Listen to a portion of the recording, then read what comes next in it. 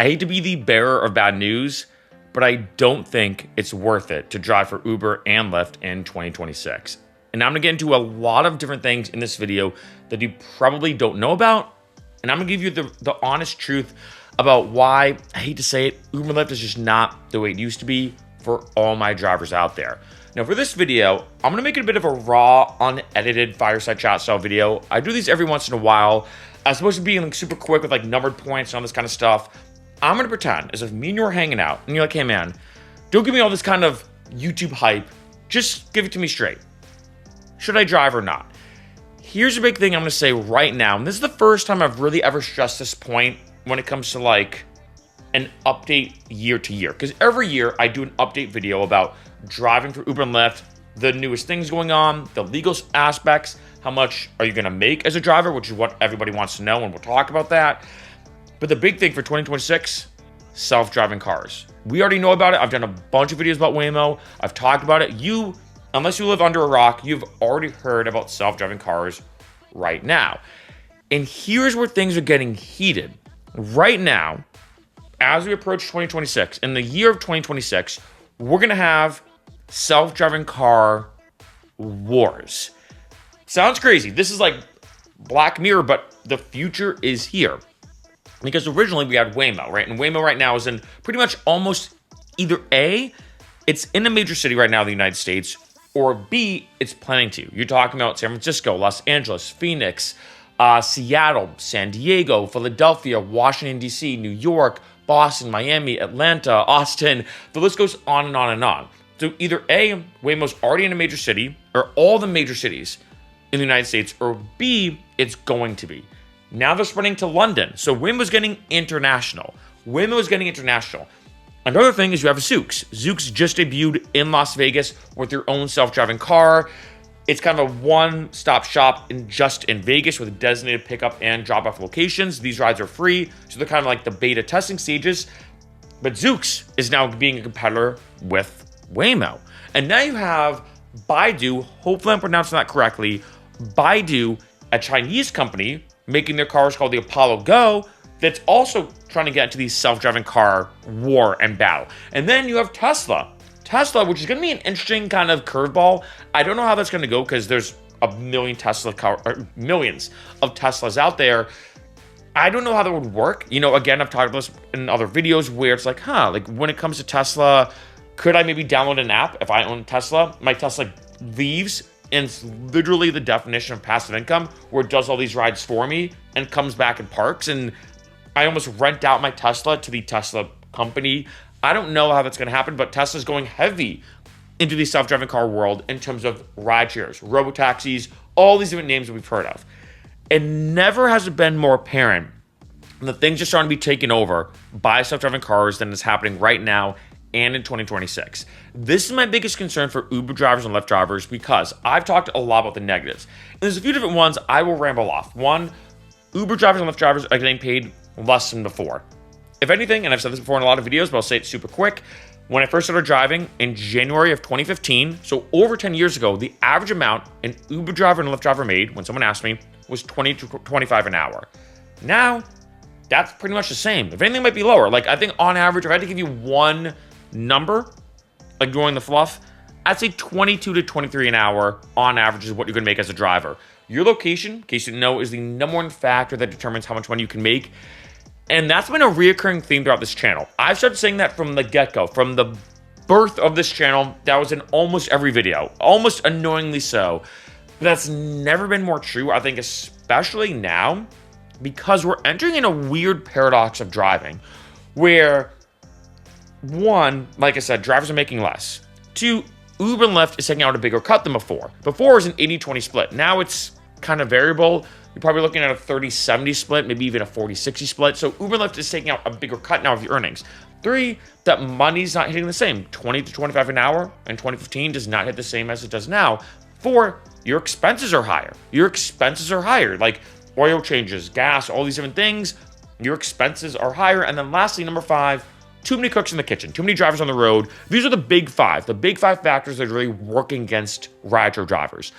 And too many cooks in the kitchen is one I want to address a lot in this video because I started talking about this in 2023, about 2 years ago. And I got comments of people saying, hey, Mark, I know you're saying, hey, I was saying this again in 2023, saying, hey, be prepared. In 2024, there may be too many drivers on the road. And I got comments on this channel of people saying, hey, Mark, it's already happening. It's harder and harder for me to get a ride. And this is only at the end of 2023, and it's gotten worse and worse and worse. Yes, there are more rides happening every month when it comes to Uber and Lyft. There are more and more rides happening. But also, there's more and more drivers signing up. With the economy getting worse and worse, a lot of people are looking for a secondary job or a primary job or any job. It's never been harder, actually, right now, if you look at unemployment rates and everything, to get a job. And Uber and Lyft is, for most people, the most readily, easily accessible job where they can use their car, immediately start driving. You don't need a college degree. The sign-up's pretty easy. You don't even have to do an interview, right? You just kind of sign up online. Pretty seamless. And like I say, even if you don't have a car, you can rent one. And I think there's a good part about that. And I will say this, Uber and Lyft isn't all bad. I'll talk about the pros. Don't get me wrong. This video is not to be aggressively negative, but I want to be also very honest and transparent. And with too many people signing up, too many cooks in the kitchen, it makes these rides, which are finite, there's not an infinite amount of rides. With these rides being finite, it makes it harder and harder for them to go around. And this issue started at the end of 2023. And as we approach 2026, it's only gotten worse. And one thing that's happened, again, with this weird kind of landscape we're living in when it comes to Uber and Lyft, is what I call the peak hour paradox. Back in the day, if you had to ask anybody, when's the best time to drive for Uber and Lyft? You don't have to know. You don't have to drive. Friday and Saturday nights, right? The typical peak hours, the biggest bang for your buck, morning and evening commutes, Friday and Saturday nights. We all know this. It's kind of like Lyft and Uber 101 in order to make more money. But what started happening, and this is something I noticed in LA when interviewing. I interview drivers almost every time I go out. Every single time I have an Uber driver and a Lyft driver, I interview them. I've interviewed a lot of drivers both online and offline. And one thing I noticed is a lot of drivers saying, hey, you know what's weird? That on a Friday night, when I typically be rolling in it and the surges are high, it's actually harder because every driver thinks the same thing, right? Every driver, it's like that quote, I can't remember who said this, was a journalist said, if everybody's thinking the same thing, then someone isn't thinking, which I love that quote. And it's like, but if every driver's thinking the same thing and everybody goes out to drive on a Friday night, it's actually harder. And I've had drivers say, yeah, last Thursday night, I actually made more money because, yeah, maybe it wasn't a pop-in Friday night, but there was more rides to go around. But on a Friday night, when everybody goes to drive, there's actually less rides to go on because too many drivers are on the road because everyone thinks, oh, it's a Friday night. I got to go out and drive. Also, think of it like this. If let's say you're really tight on money and you want to drive, one, everyone thinks a Friday night's the best time to make money. But also, two, if let's say it's your second job, most people work during the week. Most people work 9 to 5. So let's say doing a marathon shift of, let's say, like 8 p.m. to 2 or 3 or 4 a.m. on a Friday night is a little easier for people because you can sleep in. You don't have to worry about waking up and going to work during the week. So a lot of people are targeting and looking at Friday nights, and it causes a peak hour paradox. That before, peak hours, of course, are the best time to drive. But now, if anything, you might actually make less money in a peak hour, let's say Friday or Saturday night, because everybody goes out to drive on a Friday and Saturday night. So that's the first weird thing that's really happening with Uber and Lyft. And again, this is unfortunate. The second big thing that's happening, which again is very unfortunate with Uber and Lyft, is big cities. And this goes hand in hand with what I just talked about with self-driving cars, where if you live in a state, one big pro tip I've given in a lot of videos is drive to the city. So for example, if let's say you live in Massachusetts, which is where I grew up, that's where I drove. Let's say you live in Worcester, in Mass. Worcester to Boston, looking about an hour, maybe hour and a half of traffic. Look at that as your commute. I would suggest don't drive for Uber and Lyft in Worcester. Spend that hour, maybe to and from. Let's say it's gonna be 2 to 3 hours round trip. Yeah, you're eating 2 or 3 hours driving, but you're gonna make way more money in Boston because you're doing that commute. Boston has way more rides, higher surges, higher fares, more people ordering them, et cetera, et cetera. And I say this, I call this the big commute, where in a given state, if you don't live in a major city, sometimes you are better off driving to that major city and driving. Now, though, I don't know. With one, too many cooks in the kitchen. There's too many drives to go around. Two, the peak hour paradox. Friday nights just don't hit the same anymore in a major city if you are trying to drive. But then three, and this is the big one, self-driving cars. Like if you try to drive here in LA, I think used to be one of the best cities to drive for Uber and Lyft in the country. There's a few, like San Francisco, I think it's probably number one. I might even say actually now Boston. If I had to pick one city that's the best city to drive for, I think it's Boston right now for a bunch of different reasons. I think the biggest thing is the legal aspects. You're talking about unemployment assistance now, paid sick leave, you get health benefits if you drive in Boston. There's a lot of, you have unions, there's a lot of things working for you in Boston. Also, Boston, as far as I've seen, is the only city to give pushback against Waymo and give pushback against self-driving cars. That's going to help a lot of the drivers out there too. And when you look at what's going on with Waymo, and like I said, Waymo in 2026, at least, maybe at the beginning or middle, whenever, is going to be, I'm going to say it, in every major city in the entire country. I haven't heard too much about Chicago, but Chicago I think is on the radar. But it's going to be in pretty much every major city, which is kind of this odd paradox because if you think about it from Waymo's perspective, that makes sense. They're targeting the best cities. But if you drive, the best cities to make money in has always been the major cities. But now might not be the case. It's almost like not only the peak hour paradox, but it's a similar parallel. I might even call it the major city paradox. Well, now, are you better off driving in maybe a subsect? If, let's say, you live in Massachusetts, for anyone living in Mass, you know what I'm talking about. Are you better off driving in Worcester as opposed to Boston if Waymo blows up in Boston? Now, granted, that's a very unique example, but take here in California. Are you better off driving in Santa Barbara than Los Angeles? I might say San Diego, but Waymo's actually now spreading to San Diego. San Diego did get ranked, I think, one of the top 10 highest paying cities in actually the country for Uber and Lyft. And my theory is, where one, it's a pretty popular city. The nightlife in San Diego is so much fun. I love San Diego. Love spots, whether it's the Gaslamp District or PB or Pacific Beach or whatever. But also, two, it's not as popular as LA in the sense that I think a lot of people don't think about driving for Uber and Lyft in San Diego. San Diego's kind of this Goldilocks zone, if I call it like that. Not anymore with Waymo coming out. And I think when you have all these things going on, a lot of things are working. I just say it, there's those big five working against Uber and Lyft drivers. I guess a sixth or a bonus is self-driving cars. And the big problem I'm seeing right now with all these different things going on is this one matter of perspective. Just to word it simply, just to put it straight out there, is you're talking about making less money per ride, with less rides to go around, with self-driving cars also taking up some of those rides. That's really what it comes down to. That's why I'm saying it might not be worth it at all to drive in 2026. Now, one thing I do want to say on a positive note, because I know this video in the beginning, or the first part of it, was pretty pessimistic. Not necessarily, I guess, pessimistic, but honest, even though it was a bit negative, is this. One, always test the waters. I say this in a lot of videos. You never know. Maybe in your given area, maybe even if you live in LA as well, if you live in San Diego, if you live in San Francisco, if you live in any of these cities, maybe you're like, hey, Mark, I'm not going to lie. Yeah, I know Waymo's here. Yeah, it's taking up a lot of rides. Yeah, I've said this before in other videos. People are now preferring a Waymo to an Uber or Lyft. There's a lot of reasons behind that. I've done videos about why people are getting fed up with Uber and Lyft drivers. Hate to say it, even as a former driver, there's a lot of bad Uber drivers and a lot of bad Lyft drivers, and in general, a lot of bad rideshare drivers out there. So a lot of people are preferring Waymo. But you may be saying, though, hey, Mark, I actually live in LA. I do pretty well with Uber. I live in San Francisco. Yeah, I know Waymo's an issue. Yeah, I know I'm making less. Yeah, I know that there's too many cooks in the kitchen, but I'm actually doing pretty well. So I do want to say that is to test the waters. Everybody's situation is different because at the end of the day, there are still a lot of benefits for driving for Uber and Lyft. The biggest ones, as we all know, I think the biggest three is flexible schedule and instant cash outs. Maybe as a third, decent pay. Decent is very subjective, but I will say to be able to turn on the app whenever you want and start working, turn it off whenever you want and stop working, that is still pretty awesome.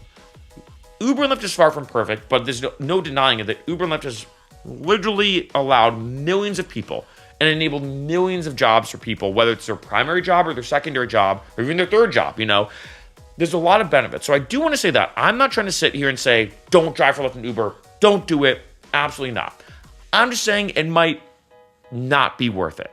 I'm just saying it might not be worth it in 2026. And I think the biggest thing on this video is I want to also make it transparent to just be aware. And like I've said, it's interesting because in the past, I've done videos about self-driving cars. And I think the first one I ever posted, I believe was maybe in, 2020. And I was like, don't worry about it. And then in 2021, I was like, all right, I'm hearing some word.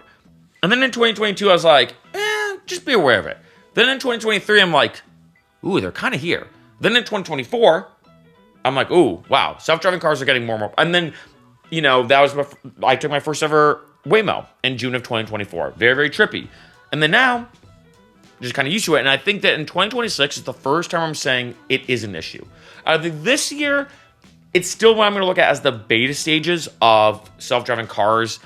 But I think in 2026, and this is where things get really unfortunate with all these things I'm talking about, I think 2026 is almost going to be the year of the self-driving car war beginning. Because like I've said in other videos, back in the day, you had really taxis. Then you had Uber and Lyft versus taxis.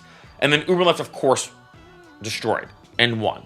And then you had this rideshare war of Uber versus Lyft. I think this is probably peak. We're talking like 2016, 2017, 2018 is when it was this big battle, Uber versus Lyft. Other rideshares kind of came into place. Faston in Boston. We have Rides, Empower, a few other ones. Like there were other rideshare companies that kind of came and went. I hate to say it, it's very difficult to start a rideshare company, but you had this rideshare war. And now, within an Uber and Lyft, or now we have Uber and Lyft versus Waymo. I think that's really becoming more apparent more than ever in 2025 this year.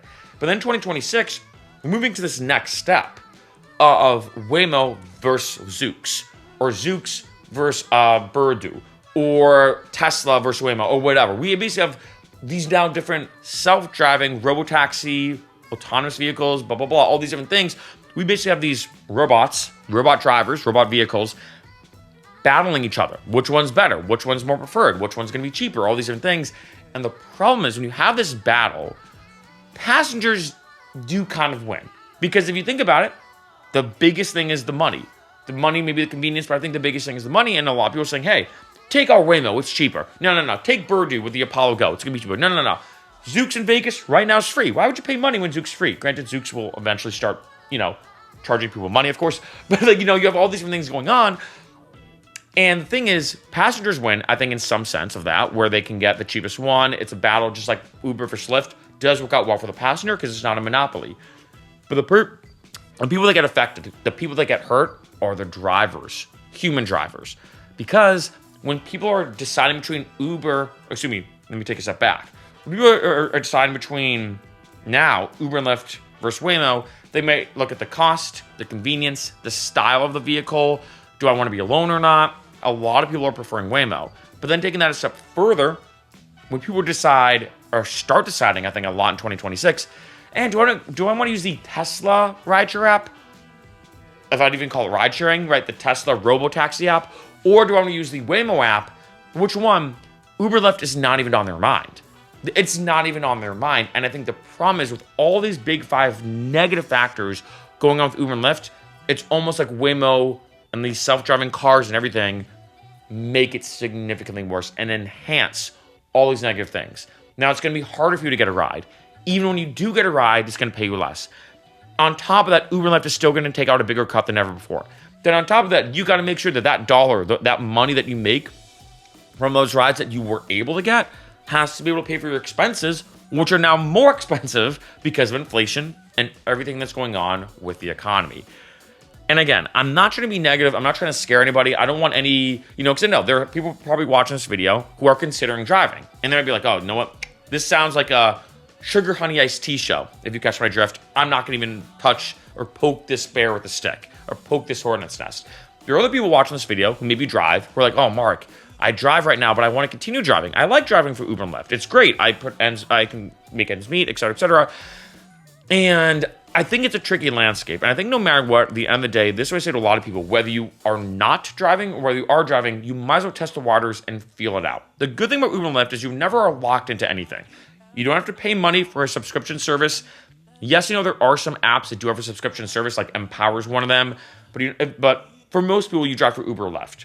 It's free to sign up, free to drive. You don't have to have a quota. You could do 3 rides in 1 month and then do 300 rides the next month if you really want to go all out, right? So it is that kind of situation where you can kind of pick and choose how you want. So that's the good thing. But I think the biggest thing, like I said with a lot of people, always test the waters. Because I think now more than ever, those 5 negative factors that I've talked about have been an issue the past couple years.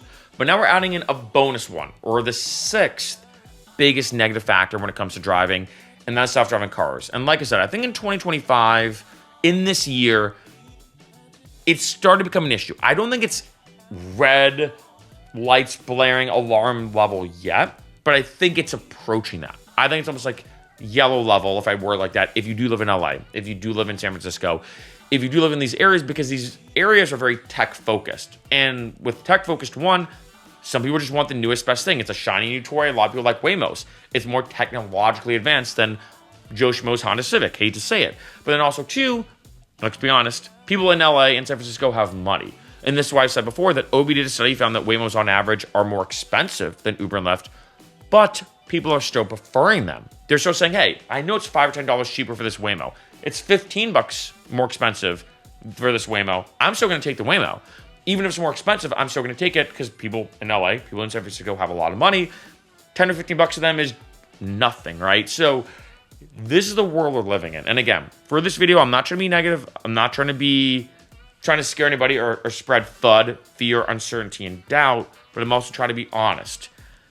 And the honest truth is, when it comes to 2026, I can see the self-driving car war, among all these negative things I've talked about, really impacting Uber and Lyft drivers in a way that we've never seen before.